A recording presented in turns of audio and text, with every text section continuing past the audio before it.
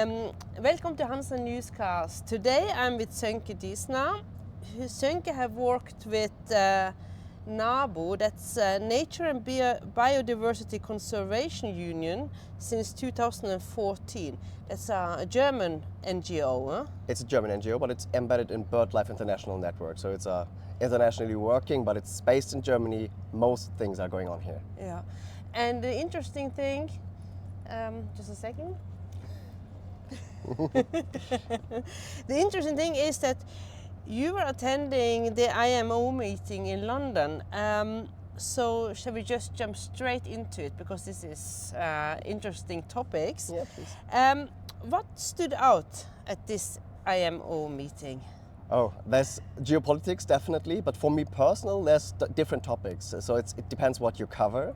And I'm working on air pollution and of course also on climate, but I've worked on a project and we've tried to push for a North Atlantic emission control area, and that went through relatively smoothly. So this is a great success for our project.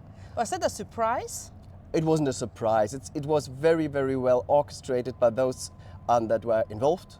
So the states, the littoral states, and those that carried out the assessment studies, and also by NGOs like us and also our partner NGOs in Portugal, in the UK, France, Spain. So it was very well orchestrated. So it wasn't a surprise, but you never know, especially today on the geopolitical landscape, you never know who will intervene and what's your next subject that you have to deal with. Let's jump to climate negotiations because there it was much less smooth. Okay, yeah, because that was actually my second question is, is IMO moving fast, or is it like kind of a loop in negotiations? So that depends on the area, or the topic. It pretty much depends. With this emission control area projects, it was relatively fast. I mean, it's also slow from an environmental perspective. Working on an NGO environmentalist, you always put pressure to those to act, and of course you are sometimes disappointed. But in particular, this North Atlantic emission control area was very fast. But yeah, on other stages, like with the climate, to be honest, we had this 2023 agreement that was quite straightforward. We know that there are short-term measures, mid-term measures, long-term or medium-term measures, and we know when the agreement should be taken. And the agreement on the mid-term measures was agreed accordingly to the plan. So I wouldn't say it's a loophole or a loop of negotiations. It's quite straightforward, but of course the level of ambition, this is where it's questionable. And of course it's also questionable on the measures itself. Do they fit purpose to really reach zero in 2015? But from a regulatory perspective, how regulation is moving forward, I wouldn't say we stick to the plan. It's not delayed at the moment. Oh, that's really great news.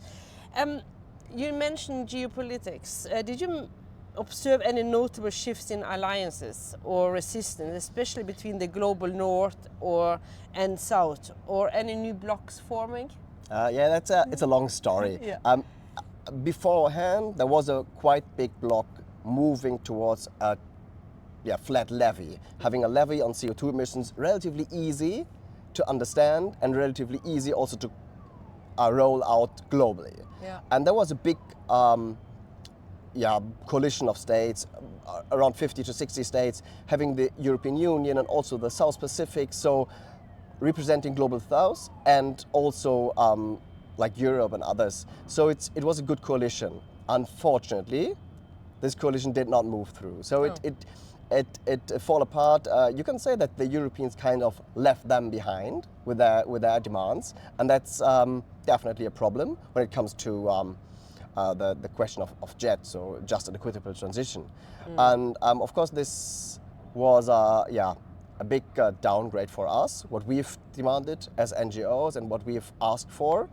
But there were other coalitions, and at the end the outcome was positive in regards that we have a regulation, but of course there are a lot of downsides. So not only on the just and equitable transition, but also on the question, will it deliver or will it fit purpose to get to zero in 2015? There's also huge question marks and a lot of things that have to solved in between the next MEPC IMO meeting or even later on. Like there are vital questions that have to be discussed, like the life cycle assessment of the fuels. Yeah. So if we agree on a fuel, what is counted in, what not, which kind of pollution or which kind of CO2 footprint is dedicated to which fuel. So there are a lot of things to be solved, but at the moment I would say we are still on track and I'm still optimistic.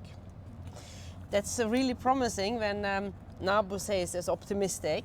Yeah, I have to be optimistic. Otherwise, we wouldn't stand here in a few years anymore. I mean, this is the harbor of Hamburg. Yes. We have water where we stand. When I was a kid, 2-3 times a year. Now it's 10 times a year. And if we do not deliver on climate change mitigation, we couldn't stand here anymore in 20 years. With the flooding, you mean? So I have to be optimistic. Yes, yes.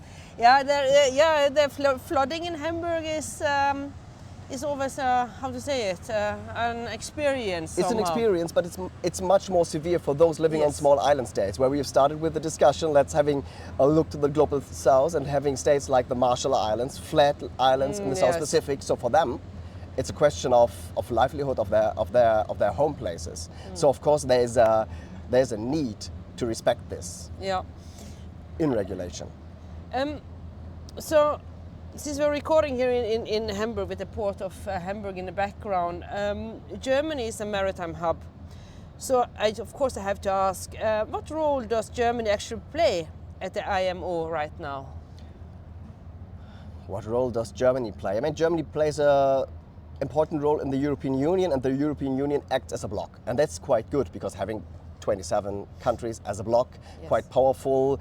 A lot of them are powerful maritime nations, as Germany, but also others like Greece and also France and Malta, all these states having maybe a little bit different maritime economies, but they act as a bloc on that level. And that's quite good to see, because they have not only political will, but also a lot of tonnage behind them. So it's good to see them moving in the right direction, let's say. I mean, the direction is clear, and we have a CO2 pricing system now, so the direction is still it's not easy to form my wording, because it's, of course, we had much more a much higher ambition in the beginning. But looking at the geopolitical landscape today, we have to be, to some extent, happy with what we got, and that we didn't fail with any way forward on the regulation. So it's a tricky maneuver, but at the end I would say Germany plays a good role. Germany plays a role shaping the right regulation. So Sönke, are you referring then to Germany's strengths? Because Germany is really well-structured country, and that's a strength. You need structure, and you need a bit more of this in order. So the mix is the I think the key, isn't it?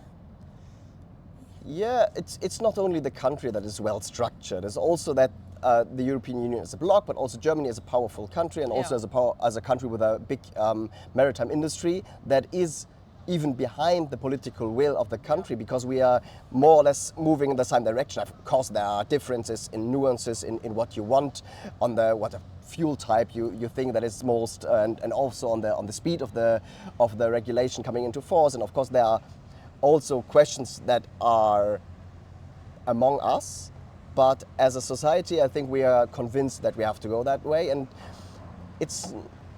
IMO is not the top government level. There's not a minister in London doing the negotiation, but it's the transport ministry staff doing that. So there are also quite small nations that are powerful on the floor of IMO, because they are good in negotiations, they are long in the field, they have maybe a maritime authority, or let's say a maritime industry behind them in their countries. It's not like on the global politics level if the UN meets in New York. It's totally different structure at the IMO. That's also beneficial to some extent, because the people there working are technicians to some extent. I mean, they know what they talk about. It's not that much about politics. It's not that much about positioning and politics. It's about the subject itself, and most of the people that sit there do this in goodwill. Yeah. Goodwill towards the maritime industry, but also goodwill towards climate and environment.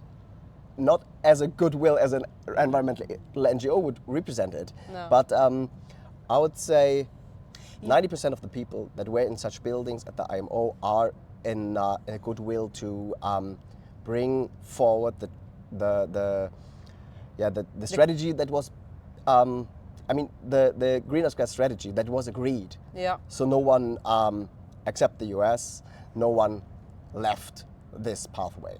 No.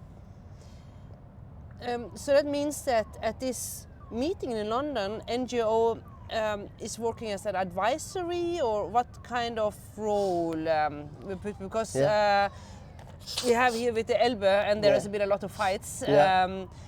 So how is because we're digging into the difference? It depends where you ask me. If you ask me on the floor of IMO, I would say it's advocacy work. It's talking to the people and also giving advices, sometimes not only as an NGO, but also as a kind of think tank, delivering data and delivering evidence on the questions where to move. If you ask me here in the river, or about the river in Hamburg, or about the local NGO, of course this is more local engagement. It's also awareness raising among journalists or among the broader public of this subject. So we play a role that is sometimes adapted to the sphere we are working in, but on IMO level, I would say it's observatory status. Yeah. So of course we cannot vote on anything, but of course we can talk to those that have to do the decisions, and we can assist them on a decision making that is based on evidence. Yeah.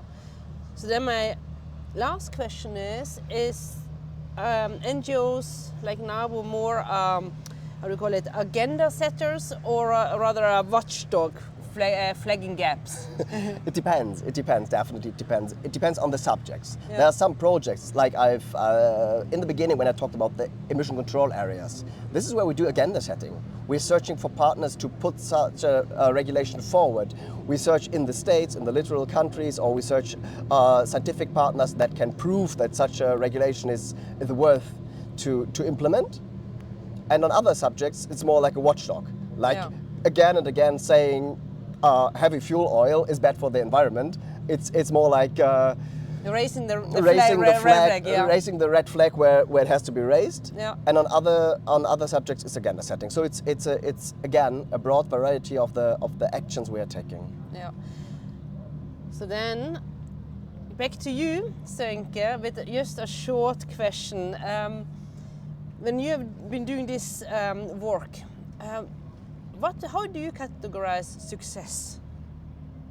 How I categorize success? For you personally, in the job you're doing, because you're really enthusiastic about this, and that's great. So I'm really curious. What is success with your work? Success in my work, I would say, seeing regulation that benefits people, environment, climate getting implemented.